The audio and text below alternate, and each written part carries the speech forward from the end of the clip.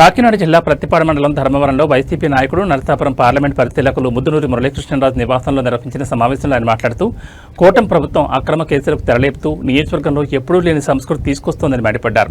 86 సంవత్సరాల వయసు ఉన్న నా తండ్రి ముదునూరు రామరాజుపై ఎంపీడీఓ కుమార్బాబు అధికార పార్టీ అండదండలతో అక్రమంగా కేసులు పెట్టించారని ఆరోపించారు.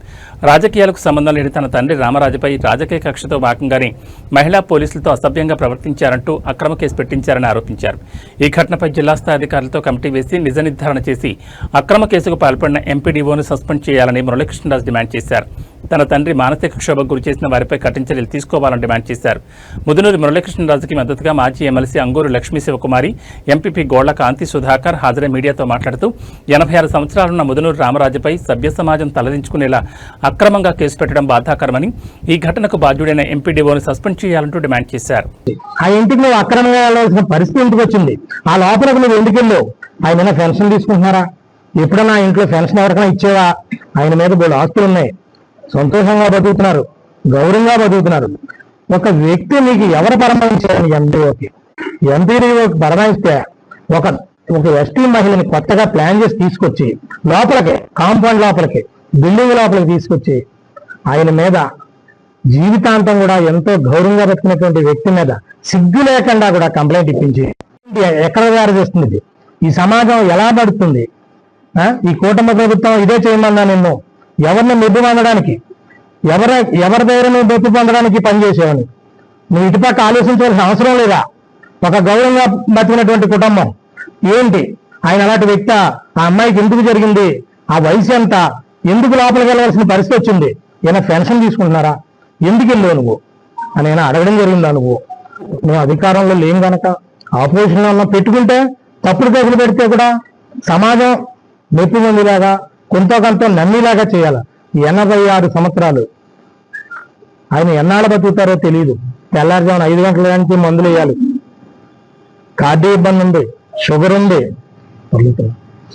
ఉంది, బీపీ ఉంది, అన్ని రకాల వ్యాధులతోటి మోషన్ కూడా ఆయన పంచులు అయిపోతుంటారు. మేము మారుతూ ఉంటాం. అలాంటి వ్యక్తులు లేచేటప్పుడు మీరు చూద్దరు కానీ 2-3 నిమిషాలు పడుతుంది, కూర్చుంట్లో 2-3 నిమిషాలు పడుతుంది. అలా కొంచెం చేతుంటే కానీ నల్లాని పరిస్థితి. అలాంటి వ్యక్తి మీద నీకు కేసు పెట్టడానికి సిగ్గులేదా అని అడుగుతున్నావు. నువ్వు ఎంప్లాయీవా, రాజకీయ నాయకుడువా? ఎందుకు ఇలాంటి తప్పుడు పనులకు నువ్వు దిగారు? నువ్వు ఒక మండల అభివృద్ధి అధికారి ఉండి ఒక గౌరవంగా బతికే వాళ్ళ మీద కనీసం వన్ సైడ్ వెళ్ళిపోతావా? దేని గురించి?